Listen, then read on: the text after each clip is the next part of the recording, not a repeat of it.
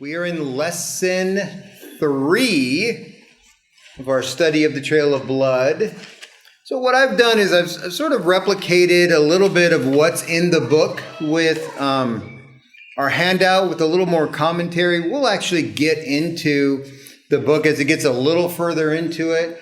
Really, for me, the best part of the book is that chart in the back. It's so great to see, the history of these different faiths so articulated in chart form like this.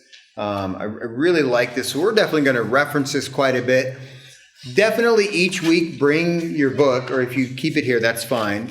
I also noticed a lot of lessons when I cleaned yesterday, and a lot of lessons sitting on there. That's okay. You've got them. But your book, I would definitely encourage you to take that home, read it, at least read it.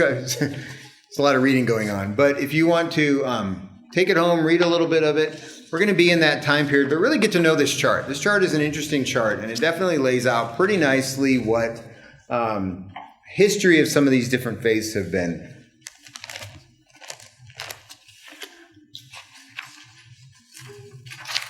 We're going to be in a few different verses. Again, I tried to copy as many of the verses as I can, but we're going to start on the lesson. The one we're going through today is lesson 3. Should be purple on the front. I'm trying to change the color each week so there's no confusion. But we should see purple text. We'll try to get through most of this today. Next week is business meeting, so we'll probably either do a short class or not do a class next week. Perfect. Thank you. Everyone get one? Nice. All right. How many people are enjoying this? Are you enjoying this study of the Trail of Blood? I know there's a lot of people who have kind of probably studied it before. For some of the newer people, it's always good to go back and see what where the church came from and some of the other churches, and we'll get more into that as we go along in time. But really, for these first few lessons, really want to establish a pattern. The pattern being persecution.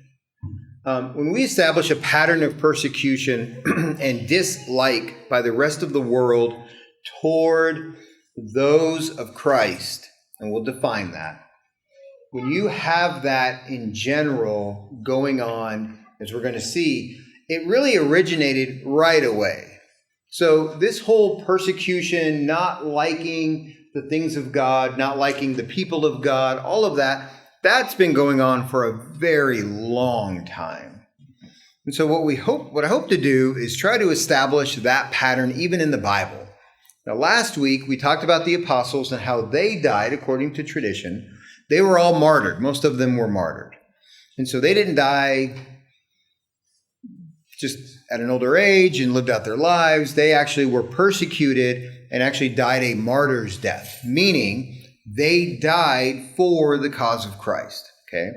And if you look back, because there might be some laying around, if you look back at lesson 2, there's that chart that talks about all the apostles and how they traditionally died. And so we see that. But nonetheless, they all died for the cause of Christ. Now, this is something Jesus predicted would happen. If the world hates me, it will hate you also, okay? So let's go to page 2, which looks like this. Page 2, okay. Last lesson, we talked about the apostles and how they died according to tradition. They mostly died a martyr's death. And the group they were a part of, which we'll call the Lord's New Testament Church, which we'll get into, quickly became the number one enemy of the state. Okay? This group was growing pretty quickly. We'll see that. In fact, when asked to release Jesus from custody, the mob preferred the release of a murderer, Barabbas, instead of the Messiah. Who can recall that story? That event that happened? Okay. It was customary to release a prisoner prior to Passover. And so we saw that Jesus was a possibility for that, as was Barabbas, who was part of a mob that killed, I believe, several Roman officers. And so he was part of that group, and they instead wanted Barabbas to be released. They chanted, "Give us Barabbas," and so thus sending the Messiah to his death. So clearly, they had no love lost for Jesus and what he had done. Now, I'm going to say this, and I think this is an interesting point.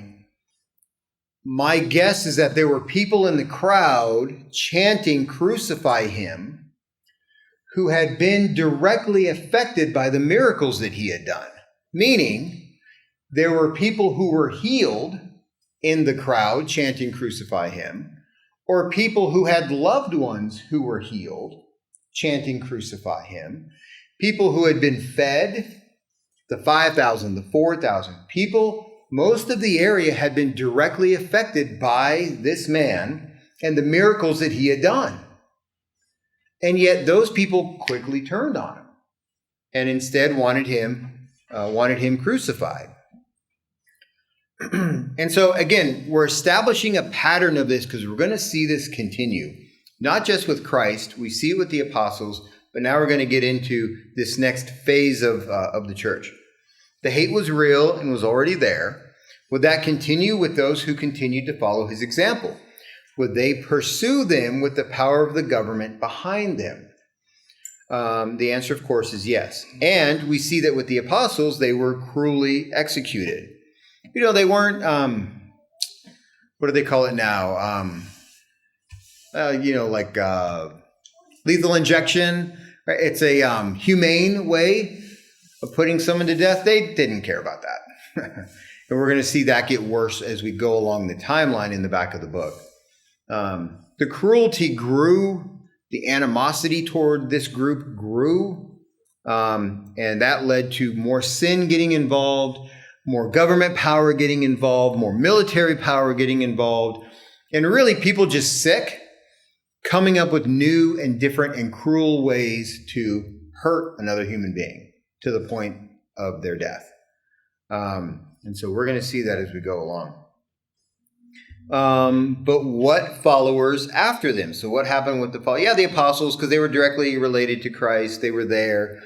But what followers do we see after them? Well, right off the bat, we see some familiar faces losing their lives for the cause of Christ. How many people remember Luke? How many people have heard of the book of Luke? Right, it's in the Bible. He's the author of the book of Luke and Acts. He was baptized after hearing Paul preach in about AD 38 and was a fellow prisoner in Rome, was hanged on an olive tree in Greece in AD 84. Now, how important was Luke? Well, Luke was pretty important to Paul. Yeah, I've sort of conjectured that Paul was still blind, mostly blind, certainly had vision issues because of his encounter on the road to Damascus. And so he always had an entourage. He always had people there. Well, Luke was someone who clearly there was some benefit to. So we're going to let Brother Frank take those 3 verses, please, right there where it says Colossians 4:14. So how important was Luke to Paul's ministry? Well, let's read. Luke, the beloved physician and philosopher, greet you. Okay.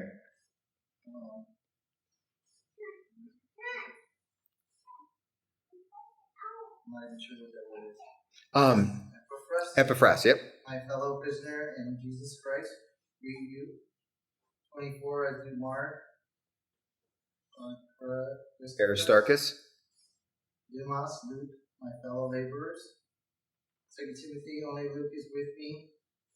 Get Mark and bring him with you, for he is useful to me for ministry. So remember, these books of the Bible, as we call them now, they were letters. Has anyone ever written a letter? Get a piece of paper, a pen, write a letter. Dear Brother Eric, comma, thank you for your kind offer of planting ficuses, period. However, blah, blah, blah, right?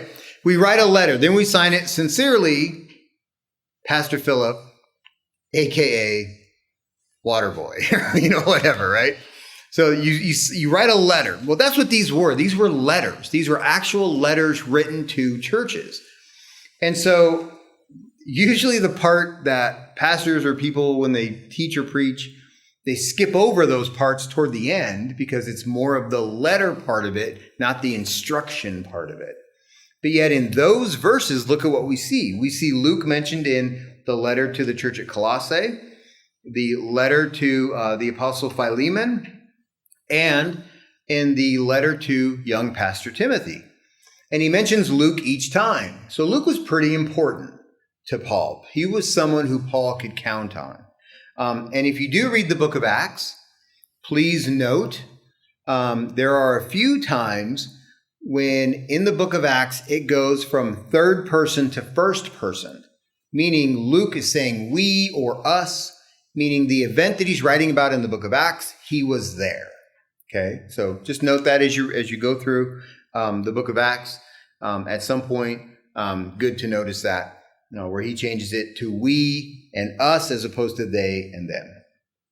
Okay, questions on Luke? Again, just someone down the road who also died a martyr's death. Antipas, let's go to Revelation 2. Wait, hold on. Yeah, let's go to Revelation 2. In our Wednesday night study, we have covered Revelation 2. And we see something to the church at Pergamum.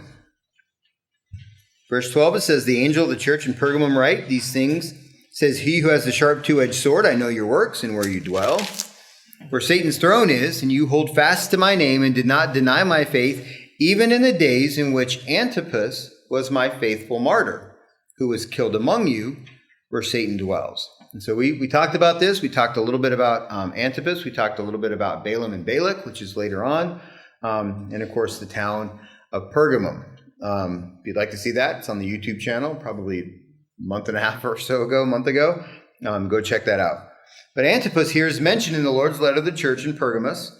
He died during the reign of Domitian, Roman emperor, and is believed to have been one of the first to die for his faith under Domitian's rule. Now, tradition says that he was thrown into a red-hot bronze ox alive.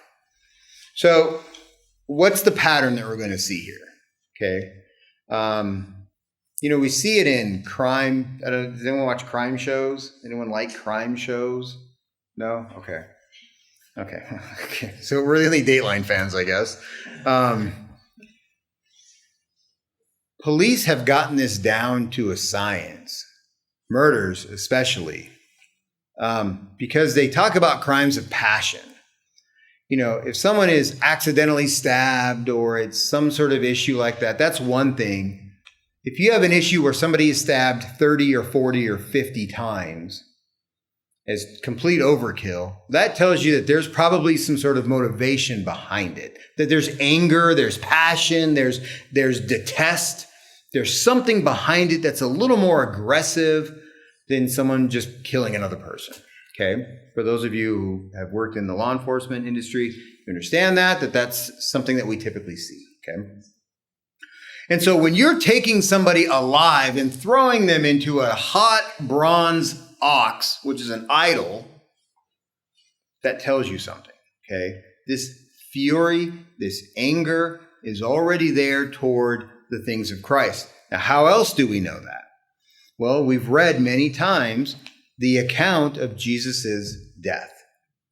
And the average crucifixion did not involve all of that beating that he endured. Did not involve all of that. The cruelty of the crucifixion was bad enough. But to take him and to, as the Bible says, beat him beyond recognition tells you the cruelty and hatred that they had for him. So wouldn't it make sense, especially when he said it in his ministry, for them to then have that same hatred toward the people that claimed his name? Okay? So as we establish this pattern, we're gonna see more of that. We're gonna see more of that passion and anger, and it grows and grows and grows. And we're gonna see the people who are behind that killing. Okay, questions so far? Are we good? Okay. Brother Paul, do you like to read? You're a reader. I was homeschooled too. Yes. Proud homeschooler up here. I love it. Love it. All right. Why don't you tackle those first three bullets and the verses, please? On the third page? Page 3, yes, sir.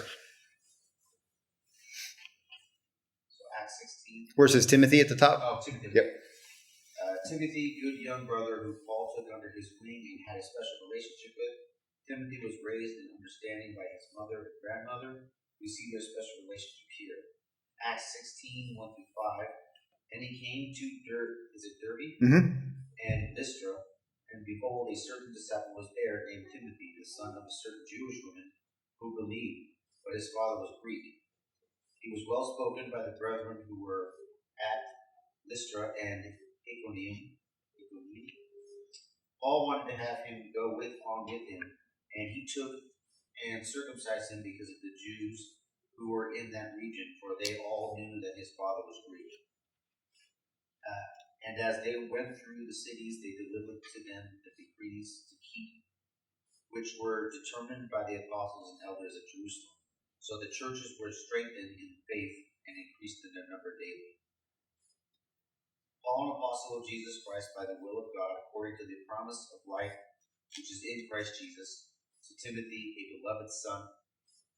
You therefore, my son, be strong in the grace that is in Christ Jesus, and the things that you have heard from among witnesses, commit these to faithful men who will be able to teach others also. Okay, so clearly there's a closeness here with Timothy. So Timothy, again, somebody that Paul took under his wing, 2 letters written to him about a lot of things that Timothy was going through. And we see such terms of endearment. We see that in 2 Timothy chapter 1, calling him a beloved son. And then instructing young Timothy, which is great instruction for us, is that you, as a witness, talking to Timothy, you teach faithful men who will then teach others also. And so that's our role as the people of God, to teach others, to be there for others, to instruct others, so then they can learn and pass it on. That's how we've been blessed with all of this today, because somebody passed it on to us. So thank you, Brother Paul. Will you take the rest of the bullets, please? Sister Tamara. He grew to be a faithful bishop of the church in Ephesus for 15 plus years and was stoned to death in 98 AD under the region of Domitian? Under the reign of Domitian, yeah. Emperor Domitian, the self-proclaimed Lord and God and ruthless dictator, reigned from AD 81 to 96. He was the son of Emperor of Vespasian, and the brother of Titus, whom he probably killed to assume reign, the conquerors of Jerusalem in AD 70. Late in life, Domitian became very superstitious. In fact, on the day before he was murdered, he consulted an astrologer connected to the god of Apollo. Apollo was the god of music and poetry, as well as light, truth, and prophecy. Okay, so this guy ended up getting a little nutty, got a little concerned, but he was pretty nasty when it came to the people of God. He went after them. He pursued them. A lot of people think that his reign was what really kind of set the stage for the Roman government, being overly involved in trying to stamp this out. It was already there, but was sort of leveling off, and then he took it to the next level during his reign. So the reign of Domitian. That's why I wanted to throw that in there. That was bonus material, is free.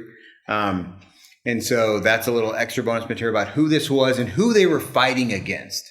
You've got this Roman emperor who doesn't like the Christians. And so he's going after them. He's pursuing them. He's actively, aggressively chasing them in the attempts to try to eradicate every last one of them. Remember that over the next few weeks. Okay? The Roman government, led and fueled clearly by the devil, in a hatred and despise for the people of God. Okay? Don't forget that as we continue to study this going along. Okay. Who wants to take the next we'll test out the volunteer method here. Who wants to take the next 5 bullets there where it says by the turn of the century, page 4. By the turn of the century, other sects had risen up and were replicating the ordinance of baptism, but without proper authority. Although infant baptism was hundreds of years away, false baptism and concept of using water as a passage into membership of their group of followers. One writing from 126 AD talks about a candidate of baptism who presented himself to the Church of Rome. He came to the bishop, weeping, and confessed that he had received baptism from the Heretics. in an entirely different manner, which baptism, since he saw that we administer baptism differently. One more. Baptism had been stolen and used in false interpretations of Christ's message, creation, and being used in pagan religions as a sign of faith and loyalty. Okay, so even the concept of baptism, which was introduced through John, the prophet John, that concept, and that's why this writing was important here, in 126 AD, somebody comes to the church at Rome, which is who the book of Romans is written to, comes to that church and is upset that he was baptized by a heretical group. So what that shows is that this concept of baptism was being used by groups outside of the Lord's New Testament church. Okay, so other people had stolen that concept, just the general concept of being baptized. That concept wasn't in most pagan religions as a way of passage into membership of whatever religion that they had created. So interesting writing from the 2nd century where somebody came forward for baptism to the New Testament church in Rome, however, was upset that they had received this baptism into this other group. Okay? So that theft, we're laying the groundwork. And if you haven't read the book, it'll all come together nicely. We're going to see how this pattern continues and mushrooms.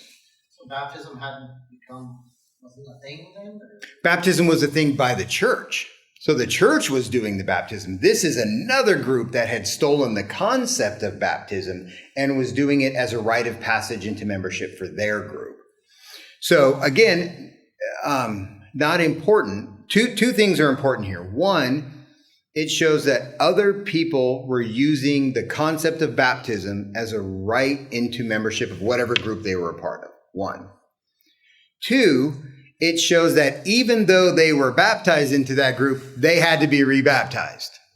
So those are two important elements that are going to play into, as we continue to read this, those two elements are going to be a major theme as far as what we study.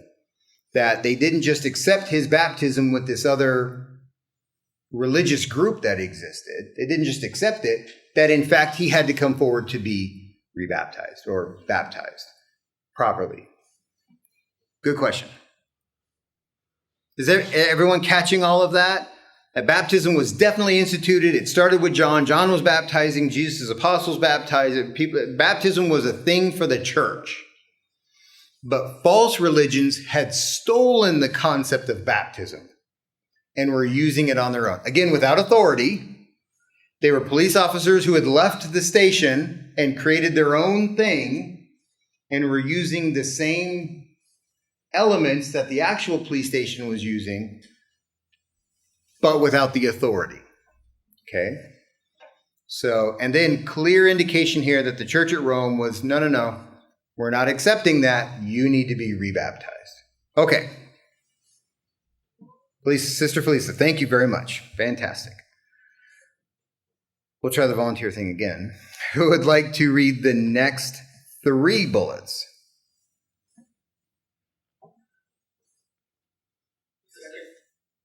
The 2nd century begins and more persecution continues under the Roman ruler Trajan in 102 AD.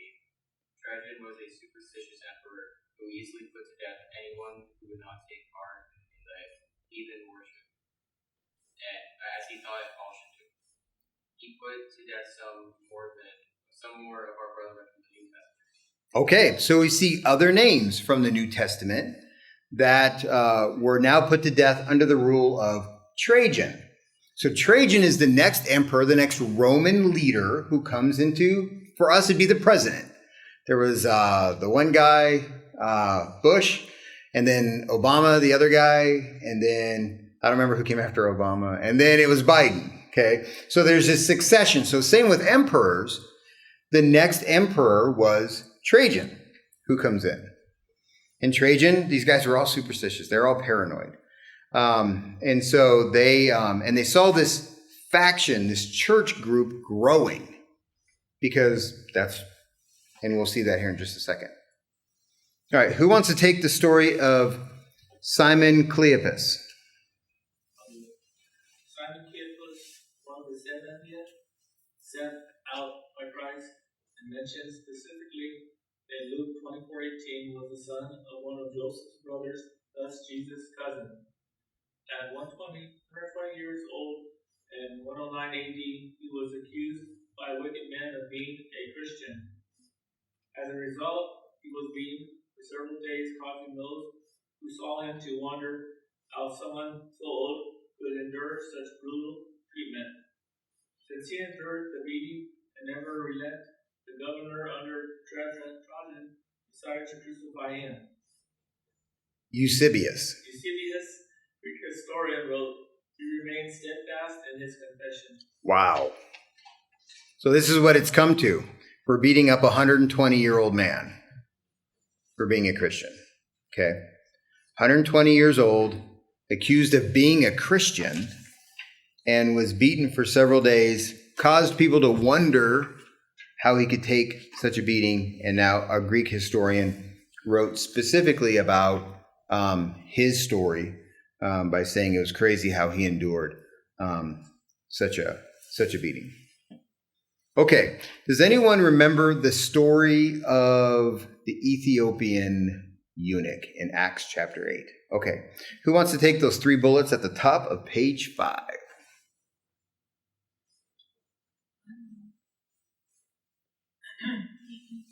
Ethiopian eunuch, preached to by the greatest apostle Philip. Okay, stop right there. The greatest apostle was Philip, right? No? Hagen, back me up? Okay.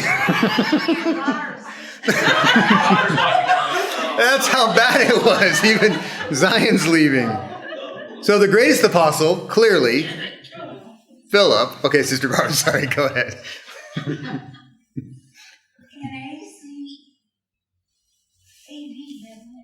In Acts chapter 8. Took the message of Christ to Arabia and settled on an island in the Red Sea called Vernon in the northern Red Sea. He was accused of preaching Christ and died as a result of it. The island he was believed to have settled and preached on is current under Islamic rule. Okay, so he ended up settling, so he goes back to Arabia after being taught by the greatest apostle. Philip gets taken away in the spirit, and then he goes on to Arabia and eventually settles on an island. And because of his faith, this Ethiopian eunuch, because of his faith, he dies on this island, which is currently under Islamic rule, and is in the upper Red Sea, as you can see on the map there, just west of Saudi Arabia, in between Saudi Arabia and Egypt. An island that still exists today, but under very different rule than Roman rule as it was before. Thank you, Sister Barb. Who would like to take those next 4? I will. Those from the New Testament are dead, and the next generations are ones responsible for the continuation of the gospel. Jesus made it clear in his ministry that the gospel was supposed to be passed along. It was early churches were filled with people of all ages and families who believed in the Christ and his teachings. They adhered to the doctrine of covenant and were saved and baptized, and active members of the churches of the area after Jesus ascended, and all his original followers were dead and gone. Okay, so he told them this. Remember, our key verses are Matthew 16 and Matthew 28, and those verses talk about longevity. He said, the gates of hell will not prevail against it. I'm building my group, my corporate group, and the gates of hell will never prevail against it. 1. Matthew 28 is, go into the world, make disciples, teaching them to observe all things, right? Baptizing them and all of that. But then he says, I'm going to be with you until the end of the age. Well, Jesus died, rose again, ascended to heaven. How could he be with them? Well, we see that with the Holy Spirit. So the Holy Spirit is with this corporate group that is there, and they are going to continue until the end of the age. Again, but what happened was these original ones died. So did the message die with them, or did it continue? Let's go back to our police station example. The original Rialto police force, they're all dead. They're all dead. But yet there's still a police station intact in Rialto. It's because they passed it along generation after generation after generation. There were more police officers who came up. They came up in the 30s, and they came up in the 50s, and the 60s, and the 80s, and the 2000s. They kept going. It's the same nature of the church. And so the authority given to this original group, who then passed it on with authority. And so John had the authority from God, and he baptized and gave authority to those he baptized. So that's what we see. So due to the marvelous preaching of the apostles and their immediate successors, the truth spread pretty mightily during this first 500-year period. However, it left a terrible bloody trail behind it. Judaism and paganism bitterly contested every forward movement. So remember, paganism existed in Rome, but Judaism with the Pharisees and the Sadducees, they were in Jesus' face every day, confronting him, challenging him, questioning him. And so as that hatred grew, it was really those groups, the religious groups, that threw Jesus to the wolves, okay, and wanted him to be crucified. They didn't have the means to do it, so they took their ideology of wanting to stamp out this Messiah, and they asked to do it through Rome. Keep that in mind. So we have a hatred for the church that Jesus established, a hatred for the apostles. We have a hatred for the descendants of the apostles, and we see Judaism and paganism almost teaming up in two vastly different things, teaming up to go after this group that Jesus established. Okay? And so, groundwork. Okay? Keep all of this in mind as we keep, because why didn't those of Judaism, the Pharisees, Sadducees, why didn't they just kill Jesus? Why didn't they just kill him? They were under Roman rule. So Rome and the Roman government was over the nation of Israel. And the nation of Israel had chosen these Pharisees to be the religious leaders. They were the ones who ran the temple. They were the ones who did the sacrifices. They did all of that. And so they couldn't just execute someone. They had to go through Rome. And so a hatred for the things of God can make strange bedfellows. And that's what we see here. We see two people that they complained about Rome all the time. They hated Rome. We don't want to be under their rule. That's what Hanukkah is about. Is the Maccabees and all of that was a revolt against the Roman government prior to Christ's coming. That's what all that's about. And so we see it as hatred, but when it came to Christ, all of a sudden they're besties, right? Or as I like to say, because I'm hip with the kids, BFFs. Did the kids still say that, Katie? No? They do, don't they? Okay, thanks, whatever. They were besties. And they intentionally wanted to create this strange bedfellowship to stamp out the things of Christ. So this hard persecution by Judaism and paganism continued really for 2 more centuries. And yet, the gospel of Christ and his ecclesia mightily spread. Went into all the Roman Empire, Europe, Asia, Africa, England, Wales, and about everywhere else, anywhere that there was civilization. The church has greatly multiplied. We'll just read a couple more and then we'll stop. Churches greatly multiplied and the disciples increased continuously. But some of the churches continued and they started going into error. So here's an issue. If all of these churches continue exactly how Jesus taught, then there's no issue.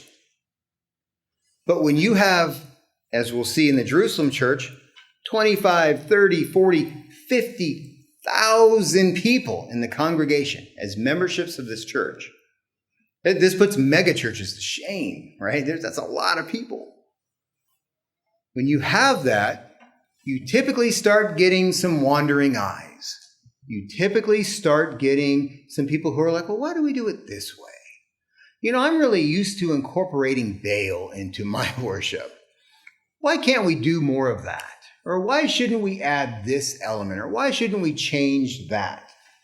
Well, one of the first things that we're going to look at, and we'll do this not next week, but week after, one of the first things we're going to look at is a concept called baptismal regeneration. Okay, it was a concept that was introduced that became a pretty strong movement as far as what I believe the devil introduced as a concept to try to sway churches away. Okay? In a nutshell, it was that your salvation comes at baptism. Okay? That this act of baptism is what saves you from hell. That gets introduced. Okay? So we're going to take a look at that next week after. We're going to take a look at that in a couple of weeks. And we'll see what that looked like. Who came up with it? How did it come about? Why was that a thing? And ultimately, who adopted that concept and made it their gospel? Did the churches do that? That's not going on here. Where did that really mushroom and take root? That concept. That there's no first faith experience, but instead, all you have to do is come in, get baptized, and you're in. No first faith experience, baptismal regeneration. We're going to take a look at that in a couple of weeks to see that teaching really took root and really took a lot of people in the early churches away to where there had to be a split. And in the 4th century, we see a split. We see the churches that did not believe that held true to that said, absolutely not, that's not a thing. They walked away from the people who were believing it. Okay? Now, the people who believe it are going to show up at the Roman emperor's throne and say, have we got an idea for you? Okay? So we're going to see that in a couple weeks. The people who had to be cast off because they were believing heresy. It's heresy. It's not what Jesus taught. It's a veer off of what Jesus established. So that group's going to go walking into a gentleman named Constantine, who was the ruler at the time. It's going to go walking into his office. Knock, knock, knock. Hey, Constantine, we have an idea. And those are effects that we still feel today. So, any questions on any of this? Is anyone confused or lost? No? Okay. Is everyone following along okay? This is great history. This is the history of us. This is who we are. And so to have, again, we have to have this understanding because otherwise, as we mentioned last week, it just becomes church. It just becomes a thing. That this is the blood-bought institution of Jesus Christ. And it's separate from every other institution that was not blood-bought by Jesus Christ, that are not in covenant, that do not adhere to the things of Christ. And so, we have to realize that separation. We don't just take any worship. We don't just agree with any philosophy. We don't just, hold hands with everybody. That we hold tight to certain things. And so if we don't, then we become like every other group. Every other group that does not have the authority that Jesus gave to his church. So important. So important. So that's why we're studying this. We'll delve into the nastiness of the persecution. We'll get into that. A lot of it's pretty graphic. There's a couple books out there that talk about this pretty much in depth, historical records and stuff. But really it's about what makes the Lord's New Testament church different than any other group that's meeting right now. Okay? What makes your membership in this New Testament church something sacred and precious, different than anything else? Different than the country club you belong to, or the book club, not this book club, the book club you belong to, or whatever else. Different than any other club. It's not a club. It's the blood-bought institution of Jesus Christ. So that's why it's so important. So Sister Felisa joined that as our newest member, joined that, and obviously viewed it as important. That it's not just some, knitting club or Pokemon club or football card club, right? It's not something like that. It's the very blood-bought Church of Christ. That's so important. And so we're going to see a history of hate toward this group. And we're going to see how other people started to tinker with other things and deviate far away from what Jesus established. We talked about last week, this idea goes next level when if you believe that you're saved when you're baptized, then let's just get it done right away. And now we're dunking babies. Okay? So all that's coming, but not quite yet. So we'll get there. And we see other crazy stuff start to happen too.